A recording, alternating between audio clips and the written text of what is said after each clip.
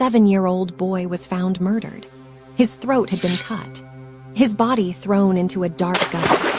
But the next morning, people heard something impossible. From the gutter came a child's voice singing. They pulled the body out. The boy was dead, yet the song never stopped. He said the Virgin Mary placed a grain beneath his tongue, so even in death, he could still sing. This is the Prioress's tale. Well said, by the Lord's own body, our host declared to the sailor, giving an approving nod before turning a rather pointed, warning glare toward the monk, a gentle reminder to beware of clever tricks.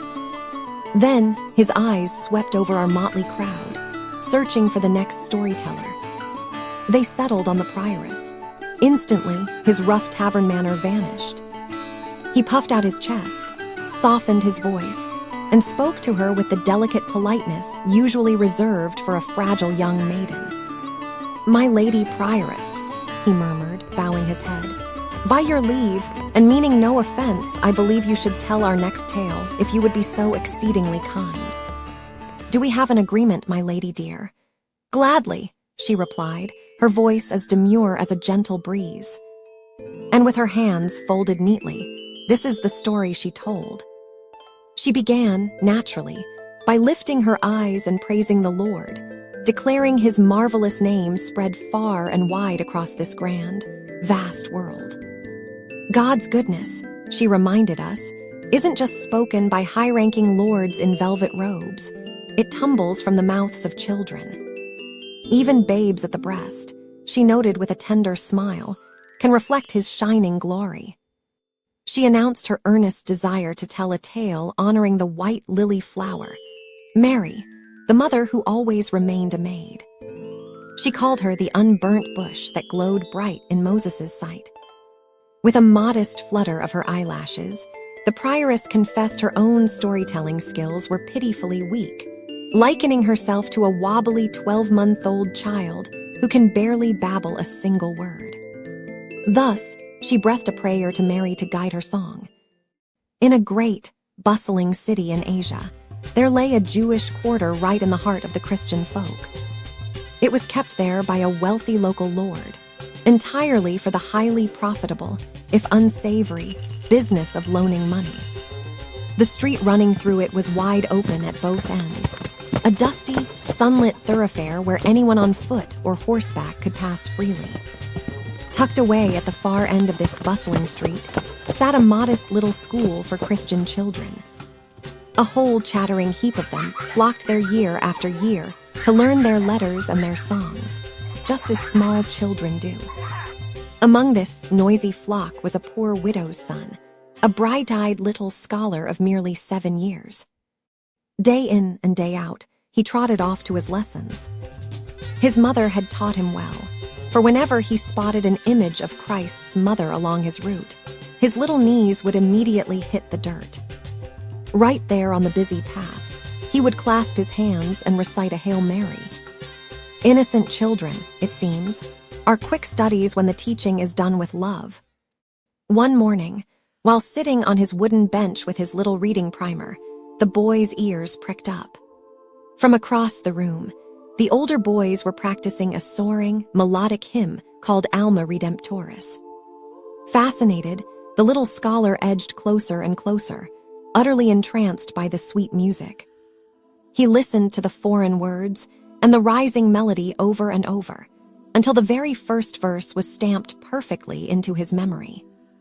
Of course, being only 7, he hadn't the faintest clue what the Latin actually meant. Unable to contain his curiosity, he tracked down an older classmate, dropping dramatically to his bare knees and begging to know the song's meaning in his own language. His older friend, perhaps a little puffed up by the younger boy's awe, scratched his head. "Well, I've heard this song was made to greet our blissful lady," he explained. "It asks her to be our help and comfort when we face death. But honestly, that's the end of my wisdom. I learned the singing, I only know a little grammar." The innocent boy's eyes went wide. "Is this song truly made to honor Christ's mother?" he gasped. "Then, I'll do everything I can to learn it from start to finish before Christmas."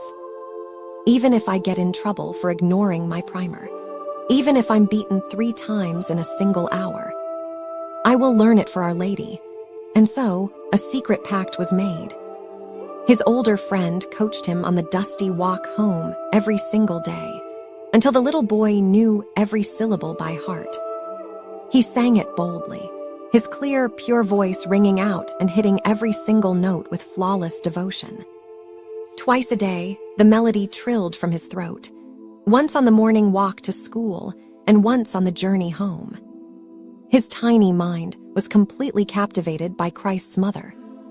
Now, as you'll recall, to reach his school, the boy had to walk right through that open quarter. As he strolled back and forth, he sang out loud, overflowing with childish joy. The devotion had so pierced his heart that he simply couldn't keep the music inside. But lurking in the shadows was our oldest enemy, the serpent Satan. Always eager to stir up trouble, he built a buzzing wasp's nest in the hearts of the people living in that street. He whispered poison into their ears, hissing, "Is this right? Should this boy be allowed to strut wherever he pleases, singing songs that blatantly disrespect your laws?" Driven by these dark whispers, a conspiracy was hatched to chase this innocent boy right out of the world. They hired a murderer, a grim fellow waiting in the damp shadows of a hidden alley. When the oblivious, singing child skipped by, this cursed man lunged. He grabbed the boy fast, cut his little throat, and cast him down into a dark, foul pit. Believe it or not, they tossed his small body into a cesspool where they dumped their waste. But murder, as they say, will always out. You cannot bury a foul deed, especially when God's honor is at stake. The spilled blood cries out from the earth. That evening, the poor widow waited by the fire for her little boy, but he never came home. As dawn broke, painting the sky with pale, cold light, she was frantic. Her face ashen, her mind racing with a mother's darkest terrors, she searched the school. She scoured every street and alley, until she finally learned he had last been seen entering that fateful quarter.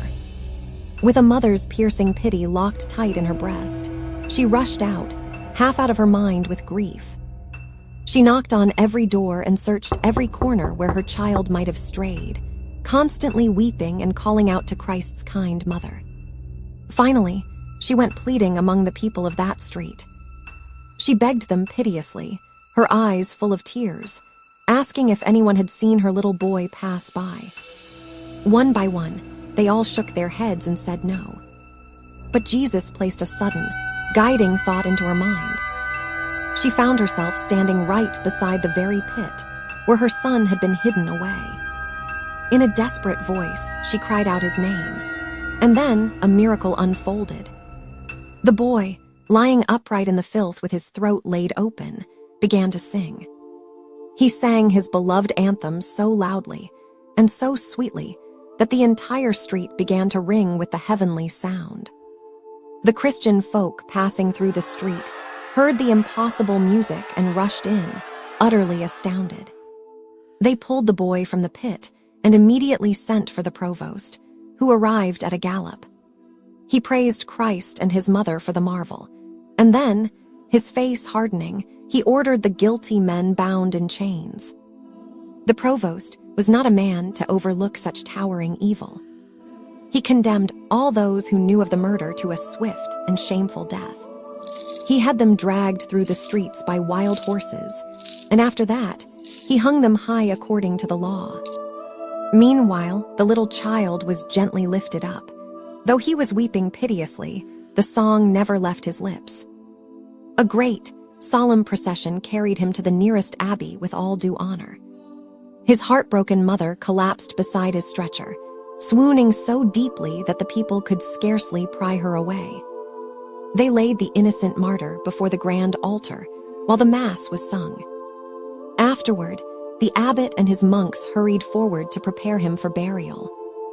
They splashed him heavily with holy water, but even as the cool drops sprinkled his pale face, the child's mouth moved. He just kept singing the anthem. Now, this abbot was a deeply holy man. He knelt closely beside the young child and gently pleaded with him.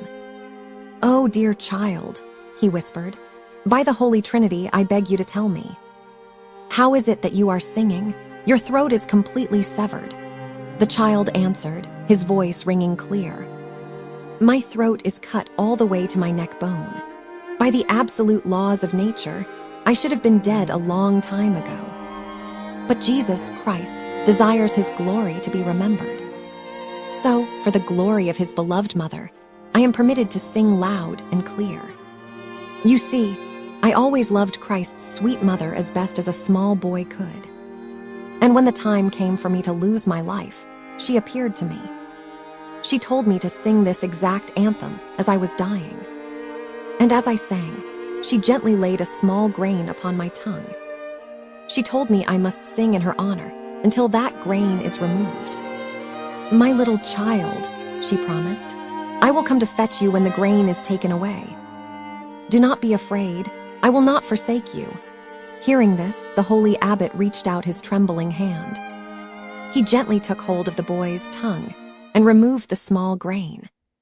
The very second it was gone, the boy softly and peacefully gave up his ghost. When the abbot saw this wondrous thing, salt tears trickled down his weathered cheeks like a heavy rain. He fell flat on his face, groveling upon the cold stone floor, lying there as still as if he had been bound in heavy ropes. All the other monks dropped to the pavement beside him, weeping openly and praising Christ's dear mother.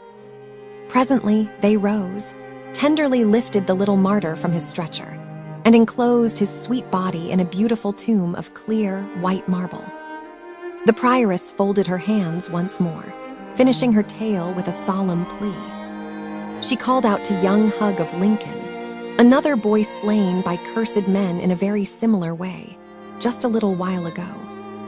She asked him to pray for us unstable, sinful folk, so that God might multiply his great mercy upon us all, out of pure reverence for his mother, Mary.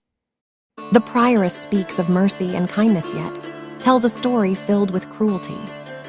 Perhaps that's Chaucer's quiet satire. For more strange tales from the road to Canterbury, subscribe.